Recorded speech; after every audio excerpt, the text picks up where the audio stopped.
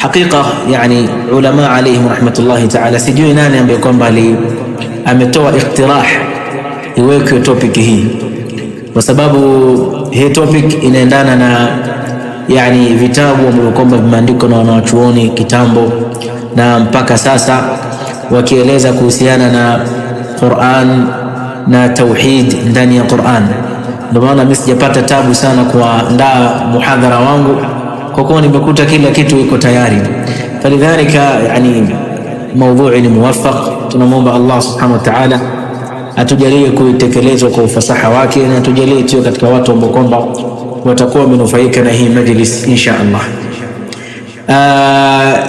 Jambo la kwanza, barakallahu fikum, tuelewa ya kwamba maudhui kubwa ama topic kubwa ambayo kwamba Qur'ani inaongelea na jambo tukufu kabisa ambalo Qur'ani inalilingania ni tauhidi ya Allah subhanahu wa ta'ala.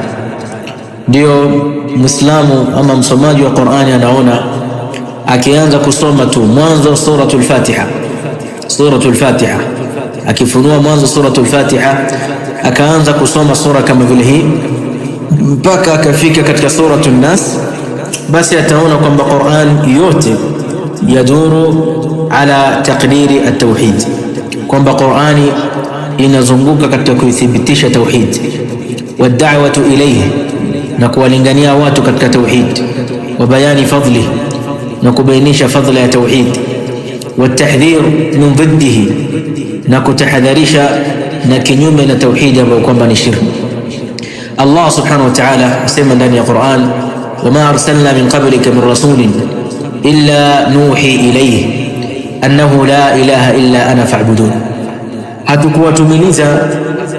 Hatukuwatumiliza mitume waliotangulia wote, ila tuliwapea ufunuo na tuliwapea wahi ya kwamba hapana mola apasaye kuabudiwa illa Allah subhanahu wa ta'ala, basi muabuduni. Na Allah azza wa jalla sema ndani ya Qur'an, wa laqad ba'athna fi kulli ummatin rasula an i'budu Allah wajtanibu at-taghut, kwamba tulitumiliza kwa kila umati tuliwapelekea mtume, na mtume huyo alienda kuwapea mafundisho watu wake ya kwamba wamwabudu Allah subhanahu wa ta'ala na wajiepushe na taghut. At-taghut katika tauhid, akikusudiwa taghut anakusudiwa kullu ma ubida min dunillah, kile ambacho kwamba kinachoabudiwa kinyume na Allah subhanahu wa ta'ala, wa huwa radhi, ilhali akiwa ameridhia kuabudiwa. Huyo ni taghut.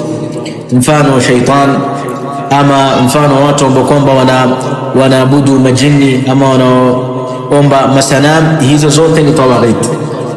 Al-Imam Ibn al-Qayyim alayhi rahmatullahi ta'ala asema al-Qur'an kulluhu fi at-tauhid wa huquqihi wa jazaihi wa fi sha'ni ash-shirk wa ahlihi wa jazaihim, kwamba mtu anayetizama tauhid anabainikiwa na kufahamu ya kwamba tauhid yote ama Qur'an yote, mtu yoyote ambaye kwamba anayetizama Qur'an atafahamu ya kwamba Qur'ani yote kuanzia mwanzo wa Qur'an mpaka mwisho wa Qur'an inazungumza kuhusu tauhid, na inazungumza kuhusu haki ya tauhid, na inazungumza kuhusu malipo ya watu wa tauhid, na inazungumza kuhusu shirk, na inazungumza kuhusu watu wa shirk na malipo ambayo kwamba watapewa wale ambao kwamba watakuwa wanafanya ushirikina. Falidhalika hiyo ndio Qur'an mwanzo mpaka mwisho.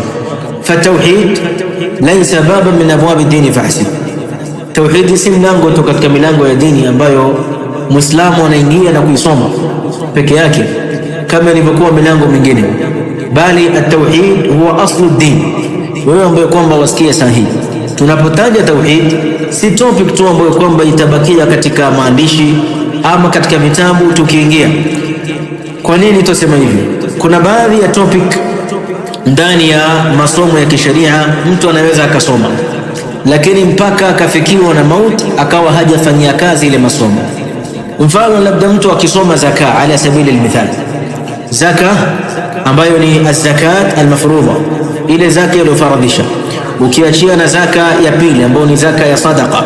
Manake sadaqa peke yake inaweza kutajwa kama zaka, lakini zakatu tunayokusudia ni ile nguzo kati ya nguzo za Uislamu ambayo imetajwa, wa itai zaka, kutoa zaka. Wewe waweza kusoma mlango wa kuanzia mwanzo mpaka mwisho, ukasoma zaka katika wanyama, zaka katika dhahab wal fidda, zaka katika atijara, biashara, lakini pengine mpaka ukafikiwa na mauti ikawa bado hujafanyia kazi mlango wa zaka, kwamba labda huna uwezo wa kutoa zaka, labda hujawahi kusimamia zaka, so inafikia mpaka uondoka kwa dunia ikawa hujafanyia kazi mlango kama vile huu. Lakini bikhilafi tauhid, tofauti na tauhidi tunapoizungumza kwamba tauhid ndio asli ya dini, kwamba kwa namna yoyote la budda muislamu asimame ya tauhid, huwa aslu din, bali awwal wajibin ala alibad, ndio wajibu ya kwanza kwa waja. Kadhia ya kwanza, ndugu zangu katika imani, kwa binadamu yoyote ni qadhiyatu tauhid. Hiyo ndio kadhia ambayo kwamba iko mbele kuliko kadhia nyingine yoyote. Hakuna kadhia itayotangulia kadhia ya tauhid. Falihadha, ndio maana Imam Ibn Qayyim akasema alquranu kulluhu fi tauhid. Limadha? Lianna at-tauhid huwa aslu ad-din, kwa sababu tauhid ndio asili ya dini, wa awwal wajibin ala al-ibad, na ndio wajibu ya kwanza ambayo kwamba wanatakwa waja waitekeleze, wa asasu an-najah fi dunya wal akhirah. Lakini kadhalika tauhid ndio msingi wa kufaulu duniani na akhirah. Katika mazungumzo yetu kuhusiana na at-tauhid, tuulizane limadha kana at-tauhid a'zamu risalatin fi al-Quran. Sitosema ujumbe mkuu wa Quran ni tauhid. Tayeb, kwa nini tauhid ndio ujumbe mkuu wa Quran? Limadha? Ibadallah, Allah azza wa jalla amewaumba waja, khalaqa Allahu al-khalqa, Allah amewaumba waja wake kwa lengo moja tu, liibadatihi wahda, lengo ni kumwabudu yeye Allah subhanahu wa ta'ala peke yake. Walam yakhluquhum abathan, hakuwaumba tu waja hivi hivi kwa mchezo. Allah ametuumba kwa lengo la kumwabudu. Walihadha Allah azza wa jalla sema, wama khalaqtul jinna wal insa illa liya'budun, hatukuumba majini na watu illa waniabudu mimi mola wao. Abdullah ibn Abbas, habrul umma wa tarjuman alquran, asema li ya'budun ay li yuwahhidun, yani wanipokeshe mimi peke yangu Allah azza wa jalla.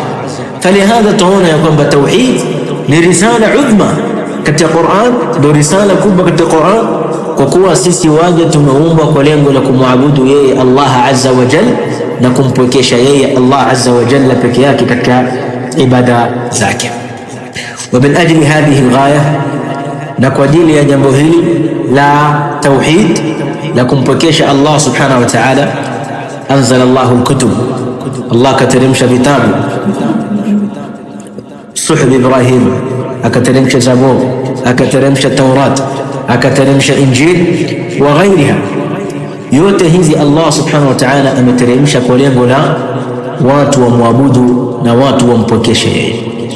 Lakini wa min ajli hadhihi alghaya arsala Allahu ar-rusul, Allah akatumiliza mitume, wa aqama al-hujjata ala al-ibad, na kwa sababu ya tauhid Allah subhanahu wa ta'ala akasimamisha hujja kwa waja.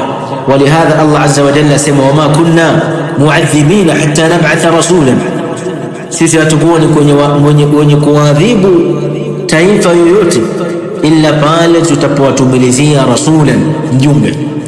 Fa inzalu alkutub wa irsal arrusul wa iqamati alhujja ala alibad, Allah kuteremsha vitabu na kutumiliza mitume na kusimamisha hujja kwa waja, lengo lake hili lote ni ili watu warudi katika tauhidi ya Allah subhanahu wa ta'ala.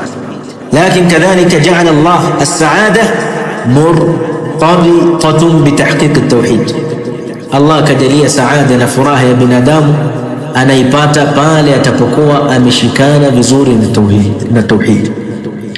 Kwa sababu hii kanat awwalu kalimatin qalaha nabiyyun liqaumihi, tunaona kwamba kila tukisoma Qur'an Allah akitueleza kuhusiana na habari ya manabii waliotangulia, kila nabii alikuwa anasema i'budullah ma lakum min ilahin ghayruh, muabuduni Allah subhanahu wa ta'ala, nyinyi hamna Mungu mwingine wa kumwabudu.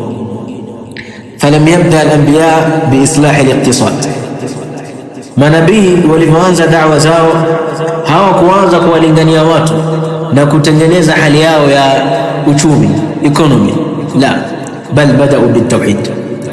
Wama bada al-anbiya bisiyasa, manabii hawakuanza na siasa kuwalingania watu katika siasa, wala bil akhlaq al-mujarrada, wala kuwalingania watu katika tabia tu peke yake, kwamba watu wakuwe na tabia nzuri, watu wakuwe kadha.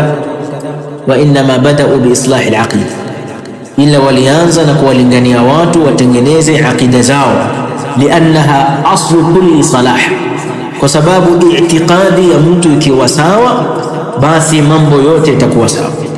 Walihadha ayuha alahibba, tunaonelea mtu yoyote ambaye kwamba atakuwa hana tauhid, basi hata hali yake ya kiuchumi haitakuwa nzuri.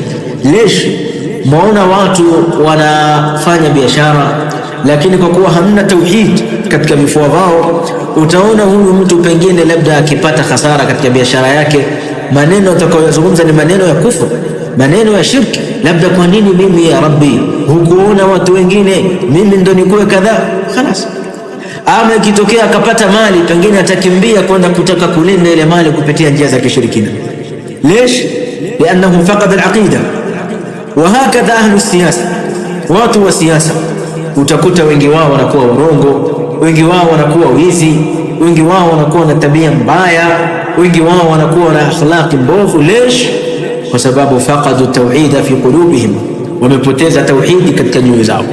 Wa hakadha utapata mtu yuko na tabia labda tabia akhlaq aliya, lakin bimujarrad fuqdanihi litauhid wa mujarrad fuqdanihi lilaqida, utamwona huyo mtu mambo yake hayachengei. Falidhalik al-anbiya bada'u bilaqida, lianna islah al-aqida islah al-mujtama, kutengeneza i'tiqad ni sababu ya kutengeneza jamii.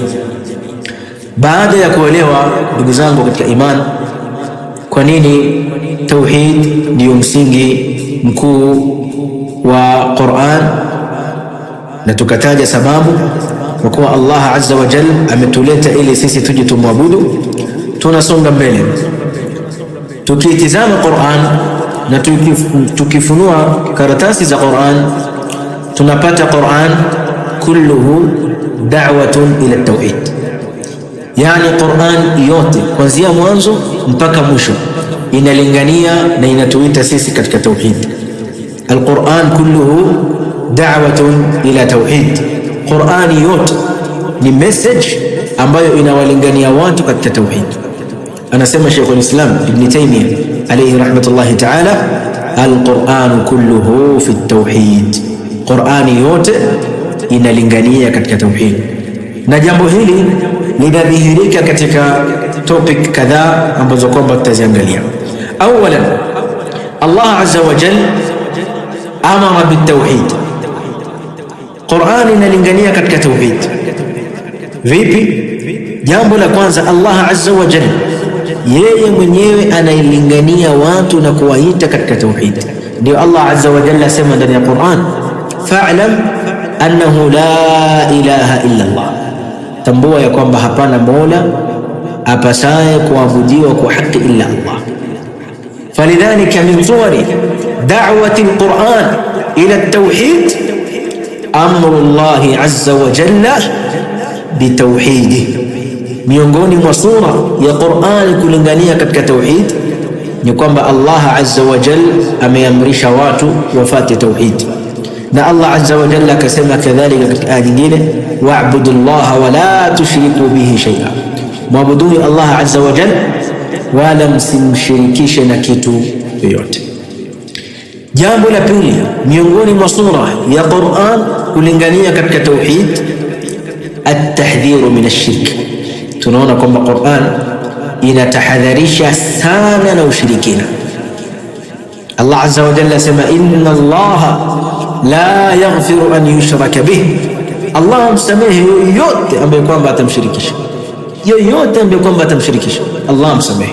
Walihadha Allah azza wa jalla alimwambia manabii, alimwambia Mtume Muhammad alayhi salatu wassalam, walaqad uhiya ilayk wa ila alladhina min qablik la in ashrakta la yahbatanna amaluk wa la takunanna min alkhasirin.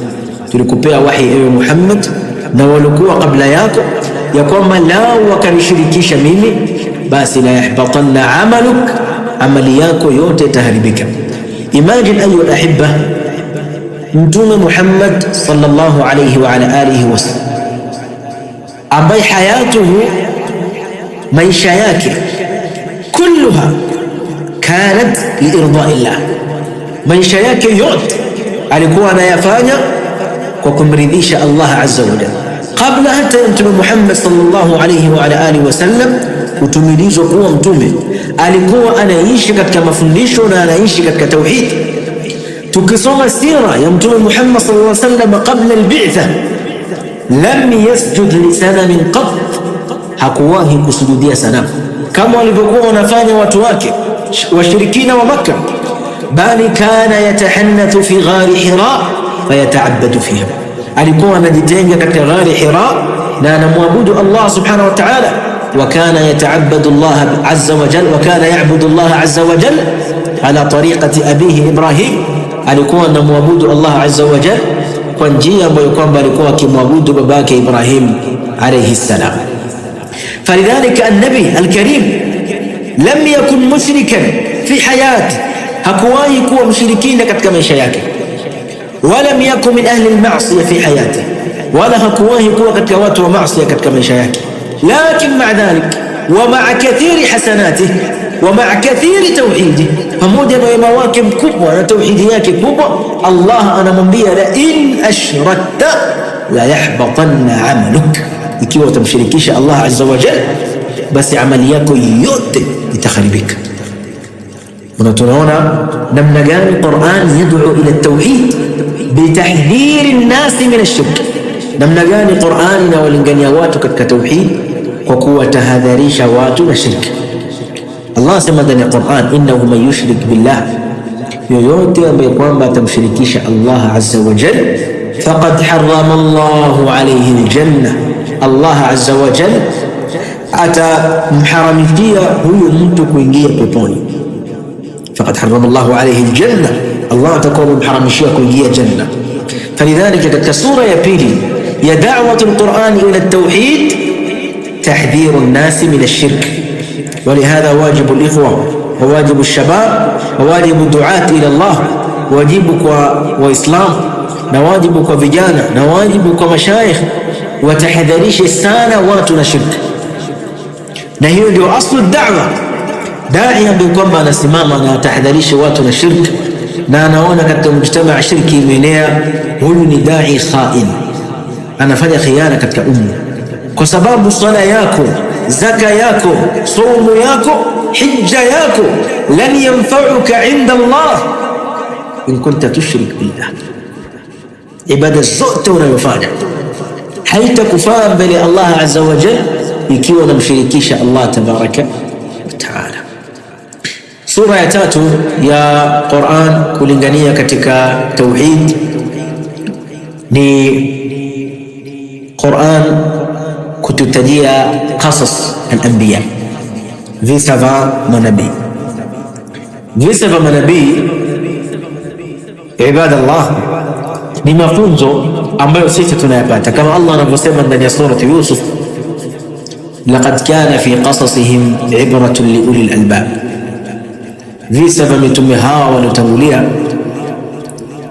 ni ibra na mazingatio kwa watu ambao kwamba wako na akili, na huwezi kuwa na akili ikiwa wewe si mtu wa tauhid. Fa ahlu tauhid hinama yaqrauna qasas al-anbiya, watu wa tauhid wanaposoma visa vya manabii wanapata ibra. Allah sema ma kana hadithan yuftara, haikuwa ni maneno tu na mastori ya kutunga, la, walakin tasdiqa alladhi baina yadayhi wa tafsila kulli shay wa huda wa rahmatan liqaumin yu'minun. Lakini hivi visa vimekuja kubainisha na kusadikisha yale ambayo kwamba yanatajwa na Allah ndani ya Qur'an na yale ambayo kwamba Mtume sallallahu alayhi wa alihi wasallam anawalingania watu, na ni mwongozo kwa watu ambao kwamba watakuwa na iman. Na mtu haiwezi tukamwita kuwa na iman illa lam yakun ma'ahu tauhid, ikiwa hana tauhid. Fakullu qissatin fi al-Qur'an, kisa yoyote ambayo kwamba Muislamu unaiona ndani ya Qur'an, tuakidu anna awwala da'wati ar-rusul hiya at-tauhid, inatilia msisitizo ya kwamba da'wa ya kwanza ya mitume ni tauhid. Soma kisa ya Nuh, soma kisa ya Hud, soma kisa ya Salih, soma kisa ya Nabii Allah Shuaib, soma kisa ya Ibrahim, kisa ya Musa wa Isa, kisa ya Muhammad alayhi salatu wassalam.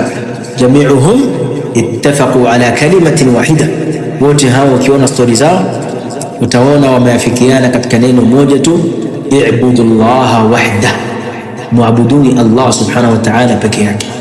Sasa ndo maana ulama alayhim rahmatullah hinama yadhkuruna alqasas, pale wanavyotaja visa haibaki tu peke yake mtu kusikiliza. Ala sabili almithal, labda kisa ya Nuh, ya kwamba watu wa Nuh walipandishwa katika safina, Allah akawaangamiza wengine, ikaingia hapo, haibaki tu story kwa hivi. Lakini Muislamu yafaa achezeshe akili yake na atizame sababu gani iliyowafanya watu wa Nuh wakaokoka baada ya kupanda katika safina. Ni kwamba wao walifuata tauhid. Sababu gani ambayo kwamba iliwafanya watu wa Nuh wakaangamia baada ya kukataa kupanda katika safina? Kwa sababu wao walikataa tauhid hapo nyuma. Kwa nini watu wa Hud waliangamizwa? Kwa sababu walikataa tauhid. Kwa nini watu wa Salih waliangamizwa? Sababu walikataa tauhid. Kwa nini tumetajiwa kisa ya Shuaib? Kwa sababu ndani yake tunataka kusoma tauhid. Hakadha qissat Abu al-Anbiya Ibrahim alayhi salam. Kwa nini tumetajiwa? Kwa sababu ndani yake tunajifunza tauhid. Lesh qissat Musa? Kwa nini kisa ya Musa tunaisoma? Watu tuwabakie kwamba Musa aliangamizwa, watu wa Musa waliangamizwa, watu wa Firaun waliangamizwa, watu wa Musa la, inma nuridu an nata'allama fiha at-tauhid. Hakadha qissat Isa alayhi salam wa qissat nabiyina Muhammad alayhi afdalu الصلاة وأتم التسليم. فلذلك تنون ستوري دانيا قرآن تحدثنا عن التوحيد. ستوري دانيا قرآن إن يلزيوا كوسيانا التوحيد. لكن سورة يتاتو كتك سورة يا قرآن لنغنية كتوحيد لتنون قرآن إن تاج أسماء الله وصفاته، مدينة الله عز وجل نصف ذاك. tunapozisoma ndani ya Qur'an, wallahu alladhi la ilaha illa huwa alimul ghaibi wash-shahada warrahmanur rahim, wallahu alladhi la ilaha illa huwa al-malikul quddus as-salam al-mu'min al-muhaymin al-aziz al-jabbar al-mutakabbir ila akhir al-ayat. Kila aya unayosoma ndani ya Qur'an imetaja majina ya Allah azza wa jalla. Hiyo ni risala katika tauhid. Allah subhanahu wa ta'ala ameijaza Qur'an bidhikri asma'ihi al-husna wa sifatihi al-ulya, lianna ma'rifata ar-rabb hiya aslu ibadati.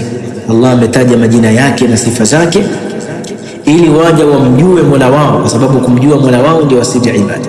Ndio utaona suratul Ikhlas, ayatul Kursi, mwisho wa suratul Hashr, suratul Hadid na sura nyingine zote Allah azza wa jalla anaeleza kuhusiana na majina yake. فلذلك حينما ترى اسما من أسماء الله أو صفة من صفاته فاعلم أن ذلك دعوة إلى توحيده. ولو يكون بهيون دعوة كتوحيد الله. نقولين تسمى دعوة كتوحيد الله حينما تعلم وحينما تعرف أن الله هو الرحمن، أن الله هو الرحيم. قالوا نقولين يكون الله سبحانه وتعالى من رحمن منجي ورحمة، مناك رحمة يكون يتفوتك الله عز وجل، hutatafuta huruma kwa mtu mwingine. Hadha huwa tauhid. Pale unapoelewa ya kwamba Allah huwa ar-Razzaq ala sabili al-mithal, tuthbit anna Allah huwa ar-Razzaq, fabtaghu inda Allah ar-rizq. tafuta kwa Allah subhanahu wa ta'ala riziki, usitafute kwa mtu mwingine. Fanya sababu yako, tawakkal kwa Allah azza wa jalla, وهكذا. فلذلك حينما نرى أسماء الله وصفاته في القرآن فلنعلم أن ذلك دعوة إلى توحيد الله عز وجل. توليه كما هي دعوة توحيد الله عز وجل. Jambo la tano, muda wangu umeisha ama bado Sheikh Said? Naam, bado na muda Sheikh, mpaka saa 9 kamili. Mashaallah, mashaallah. Tayeb. Jambo la tano biha nakhtim katika sura za da'wa ya Qur'an katika tauhid ni kwamba al-Qur'an inatuelezea kuhusiana na al-wa'd wal-wa'id. Al-wa'd maana yake ni ahadi ya Allah azza wa jalla kuwalipa mema wale ambao kwamba watakuwa wamefanya wema, lakini al-wa'id ni ahadi ya Allah azza wa jalla kuwalipa maovu wale ambao kwamba watakuwa wamefanya.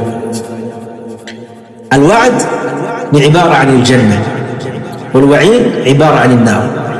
Allah azza wa jalla ja'ala al-janna jazaa al-muwahhidin. Allah amefanya kuwa janna ni malipo ya wale watu ambao kwamba watakuwa wamempokesha Allah azza wa jalla. Wa ja'ala an-nara ma'wan lil-mushrikin, na Allah akajalia moto ni mafikio na mashukio ya washirikina.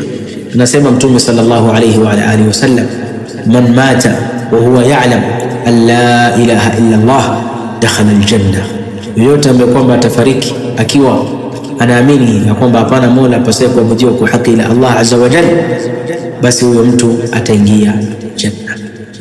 Hiyo ni sura ya tano katika sura ya Qur'an kulingania katika tauhid. Jambo la tatu ambalo tunalizungumza, tutizamie hii Qur'an, njia ambayo kwamba imetumia Qur'an kuthibitisha tauhid, asalib al-Qur'an fi taqrir at-tauhid, uslubu ambao Qur'an imetumia katika kuthibitisha tauhid. Miongoni mwa ijaz al-Qur'an, katika ijaz na challenges ambayo kwamba Allah ameiweka ndani ya Qur'an, annahu lam yuqarrir at-tauhid bi uslubin wahid. Allah hakuithibitisha tauhid kwa njia moja tu peke yake, kwamba watu directly wakawa wanaambiwa tauhid, lakini Allah kuonyesha umuhimu wa tauhid qarraraha bi asaliba kathira, ameithibitisha tauhidi kwa uslubu na njia nyingi sana. Na Allah kuthibitisha tauhid kwa njia tofauti tofauti, lengo lake ni liyukhatiba al-uqula wal-quluba jami'an, ili Allah azungumzishe akili, kwamba wewe utapoona Allah ameelezea tauhid kwa sura hii, kisha pahali nyingine akaelezea tauhid kwa sura hii, kisha pahali nyingine akaelezea tauhid kwa sura hii, akili yako itakuwa ina change zaidi na kuona why Allah azza wa jalla ametaja sana na ametaja uslubu tofauti tofauti katika kuthibitisha tauhid, na moyo wako utapata thminan juu ya umuhimu wa tamassuku bitauhid. Miongoni mwa njia ambazo Allah azza wa jalla ametumia katika kuthibitisha tauhid ni Allah ameieleza tauhid ala sighati al-khabar, katika njia ya kutoa habari. Utaona baadhi ya ayat Allah azza wa jalla anataja tauhid lakini bi tariqati al-khabar, lakini kadhalik sehemu nyingine Allah subhanahu wa ta'ala anaelezea tauhid kwa njia ya at-ta'kid. Allah anatilia msisitizo juu ya jambo fulani, au muda mwingine Allah azza wa jalla anathibitisha tauhid kwa kiapo. Ala sabili al-mithal, Allah anasema ndani ya sura as-Saffat, was-saffat saffa, faz-zajirat zajra, inna ilahakum la wahid, hakika mola wenu ni mmoja. Ithbatu tauhid, amethibitisha tauhid kwa kuwekea taakid na kutoa habari. Lakini kadhalika miongoni mwa sura ambayo Allah subhanahu wa ta'ala anaitumia katika ithbatu tauhid an-nafy wal istithna. Kuna muda Allah subhanahu wa ta'ala anakanusha kitu.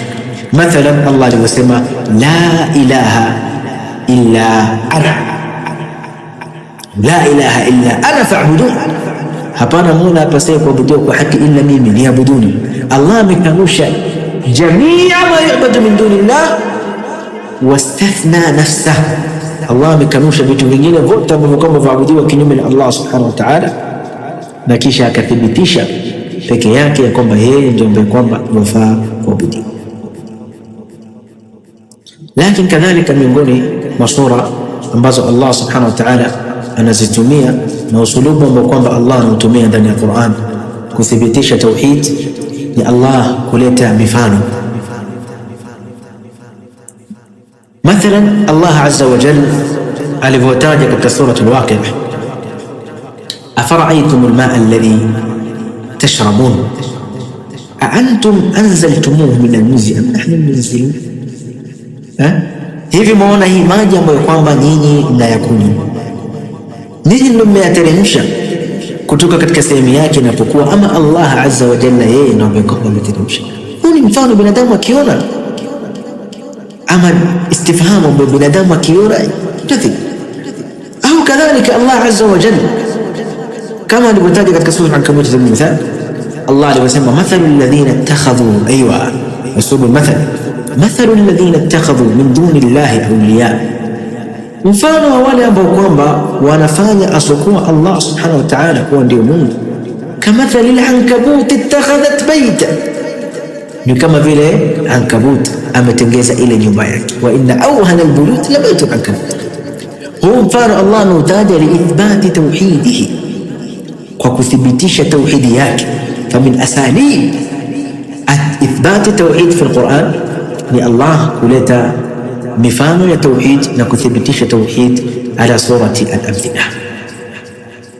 Lakini kadhalika miongoni mwa sura ambayo kwamba Allah azza wa jalla anaitumia katika ithbat at-tauhid ni suratul Hiwar, ni sura ya mazungumzo, kwamba watu wakawa wanazungumza, anazungumza hiki na mwingine anazungumza hiki, mazungumzo na majadiliano ama tuweza sema labda debate inakuwa between watu ambao kwamba wanathibitisha tauhid ama wale watu ambao kwamba hawathibitishi tauhid.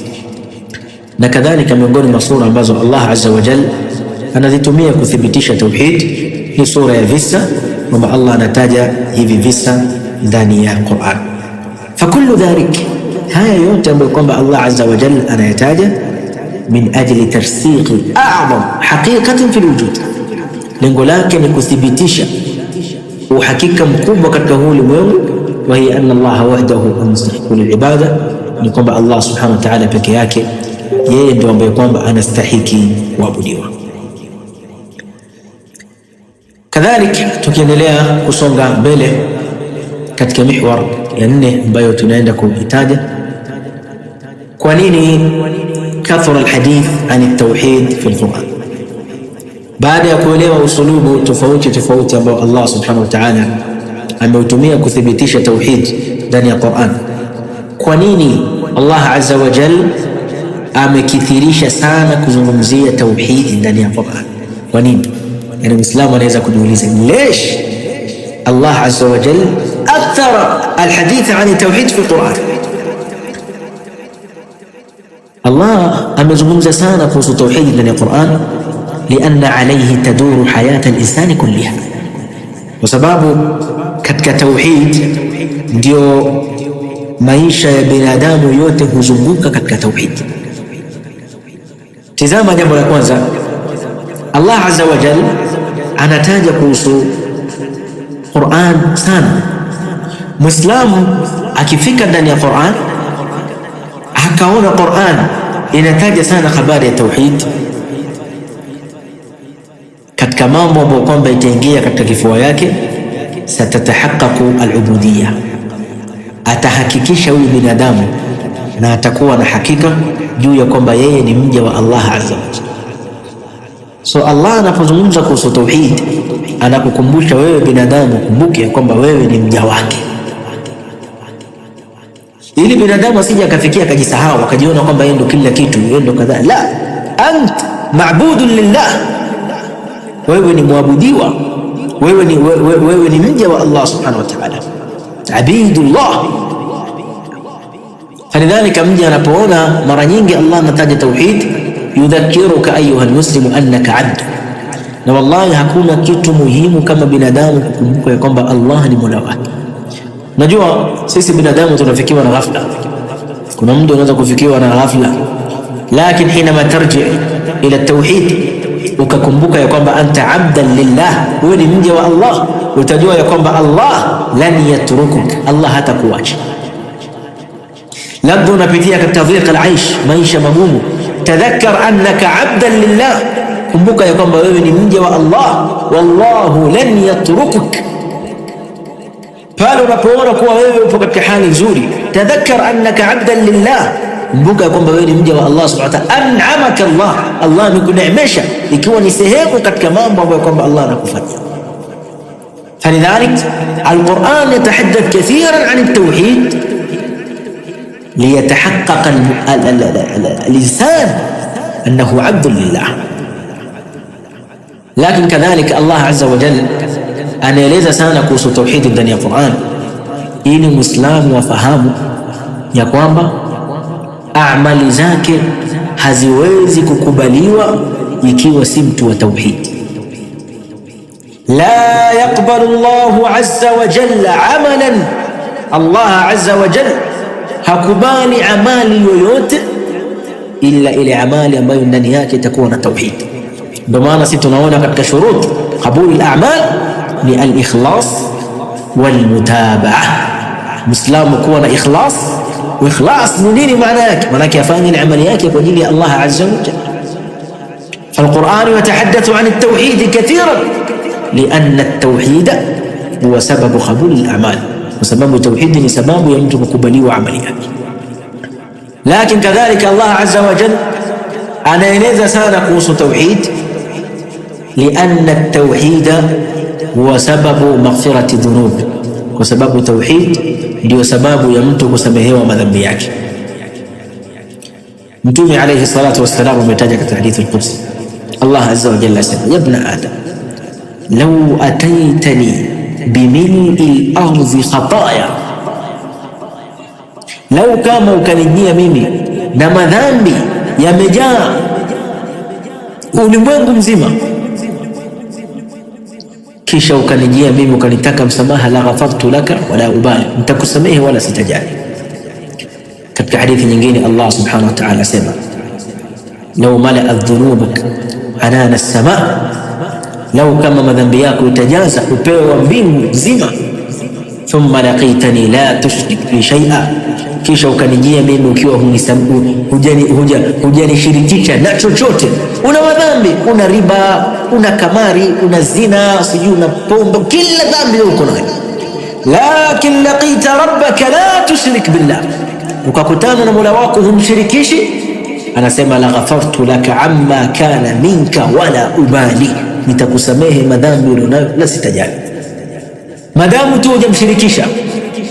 Falidhalika at-tauhid ya ikhwa ni sababu ya maghfiratu dhunub.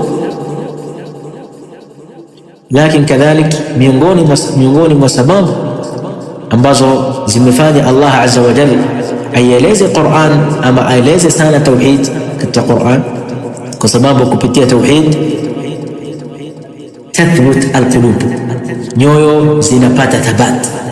Mtu hawezi kuwa na thabat illa lam yakun min ahli at-tauhid, mtu hawezi kuwa na thabat akiwa si katika mtu wa tauhid.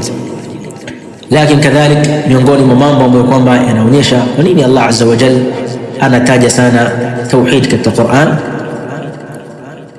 بالتوحيد يدخل العبد الجنة، sababu ya tauhid Allah azza wa jalla anamuingiza binadamu peponi.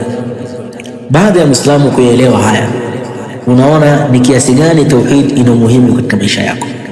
Nahnu biduni tauhid la shay, sisi bila tauhid hakuna kitu, hakuna faida ya Muislamu kuwa bila ya tauhid. Jambo la mwisho, unaona time yangu imekwisha, ndio biha insha Allah saa nakhtim biidhnillah ta'ala, ni mawdhu'at al-Quran maudhui ama topics ambazo kwamba zimetajwa ndani ya Qur'an. Hii Qur'an ikhwani, kija katika ulama tafsir wanatueleza, tunaona kwamba hii Qur'an ndani yake kuna maudhui. Yani wewe unapokuwa unaandika kitabu, lazima kitabu yako itakuwa kuna maudhuat ambazo kwamba ziko umeweka anwani. Maudhui za Qur'an zote ukizisoma utaona zote tarji ila maqasid adhima, inarudi katika makusudio makubwa sana, ambayo makusudio haya, kusudio la kwanza ni at-tauhid. Ndio utaona topic za Qur'an, sura ya kwanza ya topic za Qur'an ni tauhid wa aqida, kwamba Allah anazungumza kuhusu tauhid na kuhusu aqida. Lakini kadhalika Allah katika topic ambazo kwamba ameziweka ndani ya Qur'an anazungumza kuhusu ibada ndani ya Qur'an. Lakini kadhalika miongoni mwa mawduati al-Qur'an al-ahkam, Allah anabainisha hukumu mbalimbali ndani ya Qur'an. Na kadhalika miongoni mwa mawduati al-Qur'an al-akhlaq, Allah anataja tabia ndani ya Qur'an. Na miongoni mwa mawduati al-Qur'an qasasul anbiya, Allah anatajia stories za manabii. Na miongoni mwa mawduati al-Qur'an al-wa'd wal-wa'id, Allah anatuelezea kuhusiana na janna na nar. Na miongoni mwa mawduati al-Qur'an ayatul kawn, Allah anaelezea aya za ulimwengu. Na miongoni mwa mawduati za Qur'an Allah anaeleza kuhusiana na akhbar na habari za siku ya kiyama. Na miongoni mwa mawduati al-Qur'an Allah anaelezea ad-da'wa ila al-islah, watu analingania watu katika kutengeneza na katika kuleta islah. Sasa hizi mawduati zote ambazo kwamba ziko ndani ya Qur'an fa innaha tatasabbatu fi al-aqida, zote zinamiminika katika aqida. Tauhid wal aqida huwa al-mawdu' al-ashmal. Ibadat, tumeona ibada yako haikubaliwi ikiwa huna tauhid. Al-ahkam, hizi ahkamu mpaka kufikia kusimamishwa, labudda huyu Muislamu akuwa amesimamisha mafundisho ya Allah azza wa jalla. Al-akhlaq biduni tauhid la yanfa, kwa sababu tabia kubwa, yani tunapozungumza tabia, uweze kumsifia mtu kuwa na tabia nzuri ilhali huyo mtu anamwabudu asokuwa Allah subhanahu wa ta'ala, huyu mtu ana tabia mbaya. Yoyote ambaye kwamba anafanya shirki, yani mtu yoyote ambaye kwamba si mtu wa tauhid, huyo mtu hana akhlaq. Utasema hata mfano sasa hiyo tunataja huyu jamaa ana tabia ya kizungu bana, tabia yake ya kizungu, maana kwamba labda ukiwekeana miadi, tunaanza kipindi saa 2 saa 8, basi saa 8 tayari ameshakuja. Sasa huyu jamaa kuna tabia nzuri. Taib, ameweza kutekeleza mauid baina yako na baina yake nyinyi binadamu. Aina almauid bainahu wa baina rabbi, niko wapi mauid yake baina yake na baina Mola wake? Sasa utaona tunarudi katika aqida tauhid. Qasasul anbiya tumeeleza hapo nyuma, lengo si story tukuburudishana, wa inma almaqsudu fiha tauhid. Ayatul kawn, Allah anapoeleza kuhusiana na alama za ulimwenguni, jua kuzama, jua kuchomoza, mvua kunyesha, yote hiyo binadamu arudishe kwa akili yake. Man alladhi yusayyiru hadhihi al-umur? Allah azza wa jalla. Allah anapotaja kuhusiana na wa'd wal wa'id, janna na nar, Muislamu anaelewa ya kwamba aljanna yudkhilu Allahu almu'minina almuttaqina almuwahhidin, Allah anawaingiza janna waumini wacha Mungu ambao kwamba wanampokesha Allah subhanahu wa ta'ala. Wan nar yudkhilu Allahu almushrikina alkuffara almunafiqina al'asi, Allah anawaingiza katika moto wale watu ambao kwamba wanafanya madhambi, watu wa maasi. Akhbaru yawm al-akhir, Allah anavyotaja habari za siku ya mwisho kuhusiana na kiyama, Muislamu ajiandae na hii siku pale akienda kuulizwa mbele ya Mola wako, ulikuwa unamwabudu nani katika ulimwengu? Man sayuji fi yawm al-akhir. Lakini ad-da'watu ila al-islah, Qur'an inalingania katika islah, kwa sababu islah ya kwanza ni islahul aqida, islah ya tauhid ya aqida. فيبقى التوحيد هو الأصل الذي تنتظم حوله جميع هذه الموضوعات.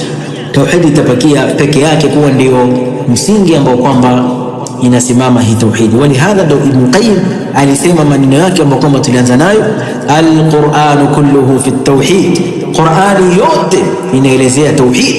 Wa al-Qur'an kulluhu fi huquqihi, na Qur'ani yote inaelezea haki ya tauhid.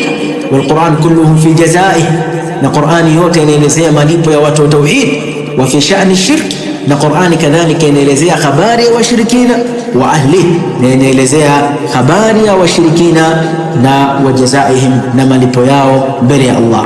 Wa fil awamir wan nawahi, na kadhalika Qur'ani inaelezea maamrisho ya Allah na makatazo ya Allah. Wa a'dhamu ma amara Allah bihi at-tauhid wa a'dhamu ma naha anhu ash-shirk, jambo kubwa ambalo kwamba Allah ameliamrisha ni tauhid, na jambo kubwa ambalo kwamba Allah amelikataza ni shirki. Wal wa'd wal wa'id, na Allah anaelezea kuhusiana na moto na pepo, ambao ni janna ni kwa ajili ya muttaqin almuwahidin, na moto ni kwa ajili ya al-asin al-kuffar.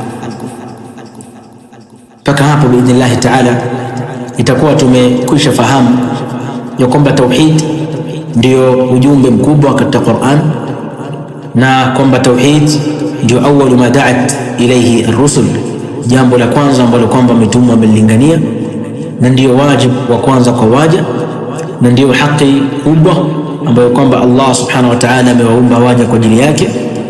Inatupaswa sisi ndugu zangu katika iman tujifunze hii tauhid na tuifanyie kazi hii tauhid, na tulingania watu katika tauhid, na tutahadharishe na kila mambo ambayo kwamba yanapingana na tauhid, na katika bid'a na khurafat ambazo kwamba itapelekea kuharibu tauhid, tukielewa ya kwamba hii tauhid yafaa tuilinganie ala ilmi, tukiwa na ilmu nayo, wa i'tiqadin fi qulubina, na tuitakidi katika nyoyo zetu, wa qawlan bi alsinatina, na tuizungumze kwa ndimi zetu, wa amalan bi jawarihina, na tuifanyie kazi kupitia viungo vyetu.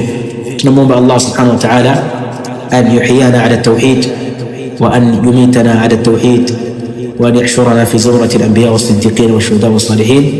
Wa sallallahu ala nabiyyina Muhammad wa ala alihi wa sahbihi ajma'in, walhamdulillahi rabbil alamin.